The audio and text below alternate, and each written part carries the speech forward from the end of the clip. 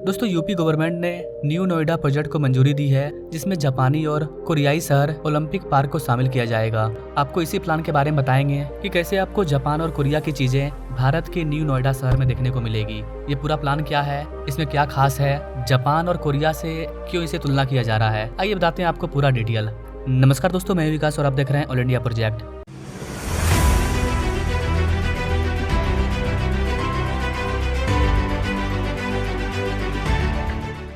दोस्तों उत्तर प्रदेश सरकार ने दो महत्वपूर्ण विकास मास्टर प्लान को अंतिम मंजूरी दे दी है, जिसमें अगले 15 साल में नोएडा प्राधिकरण और यमुना एक्सप्रेसवे औद्योगिक विकास प्राधिकरण इनके द्वारा निष्पादित की जाने वाली प्रोजेक्ट शामिल है। ये प्रोजेक्ट नोएडा में प्रमुख क्षेत्रों का विस्तार करने और आर्थिक विकास को बढ़ावा देने के लिए यमुना एक्सप्रेसवे क्षेत्र में बुनियादी ढांचे का निर्माण करने पर केंद्रित है।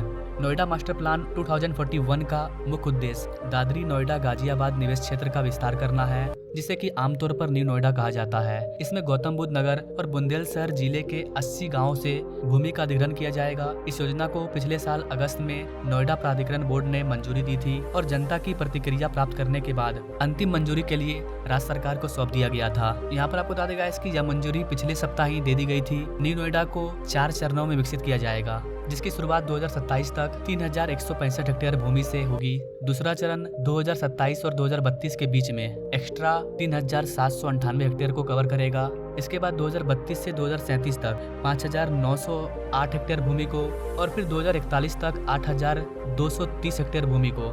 इस तरह करके 4 सेक्टर में इस पूरे शहर को डेवलप किया जाएगा और ये शहर जापान और कोरिया जैसा दिखने में लगेगा। विकसित की जाने वाली कुल भूमि में 40% औद्योगिक उपयोग के लिए यूज किया जाएगा, 30% आवासीय परियोजना के लिए और 18% हरित क्षेत्र और मनोरंजक स्थानों के लिए आवंटित किया गया है। नए शहर में लगभग 6 लाख निवासियों के रहने की उम्मीद है और इसमें वाणिज्यिक और संस्थागत क्षेत्र शामिल होंगे, जो कुल क्षेत्रफल का क्रमशः 4% और 8% कवर करेंगे।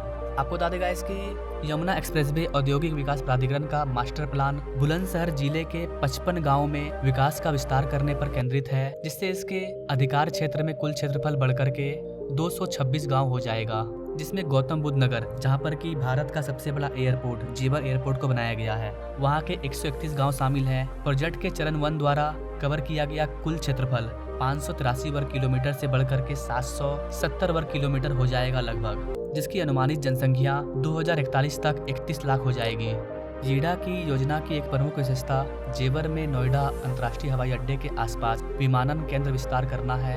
हवाई अड्डे के लिए कुल भूमि 5000 हेक्टेयर से बढ़कर के 6286 हेक्टेयर हो जाएगी। हवाई अड्डे के अलावा विमानन से संबंधित औद्योगिक इकाइयां जैसे विमान इंजन निर्माण, इन सारी चीजों को विकसित किया जाएगा। योजना में 2 नई भूमि उपयोग श्रेणियां शामिल की गई है, बहुउपयोग आतिथ्य और बहुउपयोग औद्योगिक, दोनों को हवाई अड्डे के पास विकसित किया जाएगा। ये क्षेत्र आवासीय और औद्योगिक स्थानों का संयोजन प्रदान करेंगे।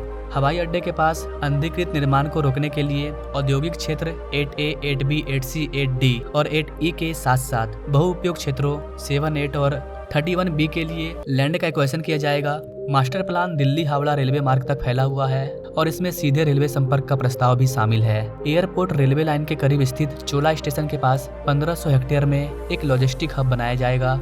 इसके अलावा मास्टर प्लान में सेक्टर 22F और 23B में ओलंपिक पार्क का विकास शामिल है, जिसमें ओलंपिक स्तर के खेल बुनियादी ढांचे का निर्माण किया जाएगा। 2 नए सेक्टर 4A और सेक्टर 5A, इनको कई भूमि उपयोग उद्योग के लिए नामित किया गया है। सेक्टर 4A में एक कोरियाई शहर, जी हाँ गाइस, एक कोरिया के जैसा शहर को बनाया जाएगा। सेक्टर 5A में एक जापान शहर को विकसित किया जाएगा, जो कि बहुत ही दीर्घकालिक योजना का हिस्सा होगा, क्योंकि गाइस जापान और कोरिया जैसा शहर को बिल्डअप कर देना, वो भी नए सिरे से, ये हमारे लिए इतना आसान काम नहीं होगा। बट योगी सरकार का प्लान है और इस प्लान के अंतर्गत इन सारी चीज को किया जाएगा। इन मास्टर प्लान के क्रियान्वयन से नोएडा और यमुना एक्सप्रेसवे क्षेत्र में औद्योगिक, आवासीय और वाणिज्यिक गतिविधियों में उल्लेखनीय वृद्धि होने की उम्मीद है, जिससे उत्तर प्रदेश में समग्र आर्थिक विकास में योगदान मिलेगा। उत्तर प्रदेश और आगे बढ़ेगा, उत्तर प्रदेश के लोगों का पर कैपिटा इनकम सही होगा। आप खुद सोचिए ना गाइस, जो सरकार जापान और कोरिया जैसे शहर को अपने राज्य में बिल्डअप करने का सपना देख रही है, उस पर काम कर रही है, उसके लिए